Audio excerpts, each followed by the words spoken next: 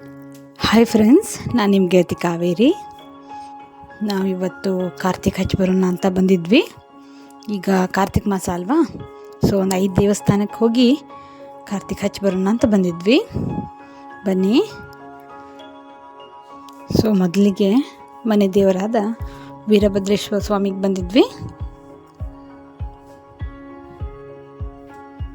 So ಇದು ಗರ್ಭಗುಡಿ.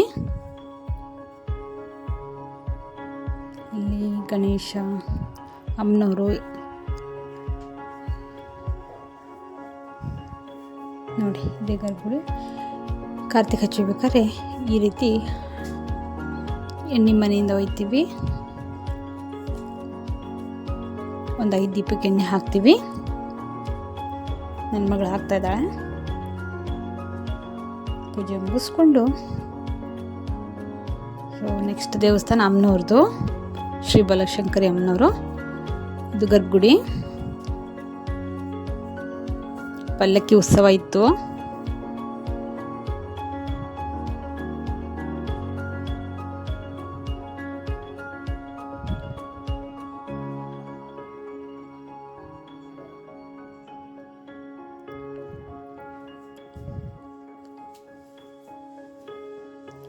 ಇಲ್ಲಿ ಒಂದು 5 ದೀಪಕ್ಕೆ ಎಣ್ಣೆ ಹಾಕಿ ದೀಪ ಹಚ್ಚಿ ಬಂದ್ವಿ.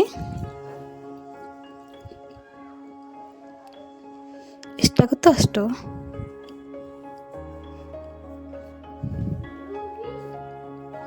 ಇದು 3ನೇ ದೇವಸ್ಥಾನ, ಆಂಜನೇಯ ದೇವಸ್ಥಾನ ಬರುತ್ತೆ. ಇದು ನಿಮ್ಗೆ ಗೊತ್ತಿರ್ಬೋದು, ಮುದಿಯ ಆಂಜನೇಯ ಅಂಥೇಳಿ. ತುಂಬ ಹಳೆಯದಿದು. ಇಲ್ಲಿ ಒಂದು 5 ದೀಪಕ್ಕೆ ಎಣ್ಣೆ ಹಾಕಿ ದೀಪ ಹಚ್ಚಿ ಬಂದ್ವಿ. ಇದು 4ನೇದ್ದು ನಮ್ಮ ಮನೆ ಹತ್ರನೇ ಇದೆ, ಸಣ್ಣ ದೇವಸ್ಥಾನ. ಮಹಾಲಕ್ಷ್ಮಿ ಮತ್ತು ನಾಗರಕಲ್ಲಿದೆ ಇಲ್ಲಿ. 5ನೇ ದೇವಸ್ಥಾನ ನಮ್ಮ ಸಿದ್ಧರಾಜರ ಮಠ. ಇಲ್ಲಿ ಕಾರ್ತಿಕ್ ಮಾಸ ಸ್ಟಾರ್ಟ್ ಆದ ತಕ್ಷಣ ದೀಪ ಹಚ್ಚಕ್ಕೆ ಸ್ಟಾರ್ಟ್ ಮಾಡಿರ್ತಾರೆ. ಆದರೆ ಅಮಾವಾಸ್ಯೆಗೆ ತುಂಬ ಗ್ರ್ಯಾಂಡಾಗಿ ಮಾಡ್ತಾರೆ. ಈ ರೀತಿ ಚುರುಮರಿ ಅಂತೀವಿ. ಚುರುಮರಿ ಕಾರ್ಧನಿ ತೊಗೊಂಡ್ಬಂದು 5 ದೀಪ ಇಟ್ಟು ಹೂವು ದೀಪ ಹಚ್ಚಿ, ಇಲ್ಲಿ ದೇವಸ್ಥಾನ ಮುಂದ್ಗಡೆನೇ ತುಂಬ ಜಾಗ ಇದೆ, ಅಲ್ಲಿ ಮಾಡ್ತಾರೆ ಉತ್ಸವ. ನಾಳೆ ಬರೋ ಅಮಾವಾಸ್ಯೆಗೆ ಲಕ್ಷ ದೀಪೋತ್ಸವ ಇರುತ್ತೆ. ಇಲ್ಲಿ ತುಂಬ ಜನ ಸೇರ್ತಾರೆ. ಸಾಧ್ಯ ಆದರೆ ಅದು ವಿಡಿಯೋ ಹಾಕ್ತೀನಿ ನಾನು.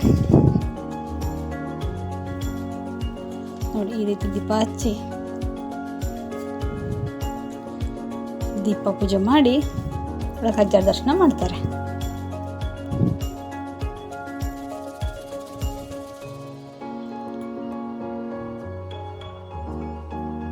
ಪೂಜೆ ಆಯಿತು.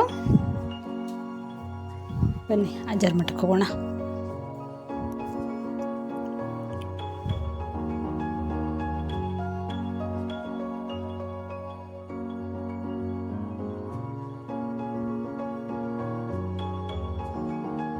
ಇದು ಅಜ್ಜಾರ ಸಮಾಧಿ. ಒಳಗಡೆ ಗರ್ಭಗುಡಿ ಇದೆ ನೋಡಿ. ಪಕ್ಕದಲ್ಲಿರೋದೇ, ಇದ್ರ ಪಕ್ಕದಲ್ಲಿ ಶ್ರೀ ಗುರುನಾಥ ಅಜ್ಜಾರ ಮಠ. ಇಲ್ಲೊಂದು ಲಾಸ್ಟ್ ಕಾಣ್ತಾ ಇರೋದು ಕೈಲಾಸ ಮಂಟಪ. ಈ ಕಡೆ ಅನ್ನಪ್ರಸಾದ ಇರುತ್ತೆ. ನಾವು ರಾತ್ರಿ 8 ಆಗಿತ್ತು ಅದು ಹೋಗೋ ತನಕ. ಅಂದರೆ ನೋಡಿ, ಜನ ಕ್ಯೂ ಹಚ್ಚಿದ್ದಾರೆ.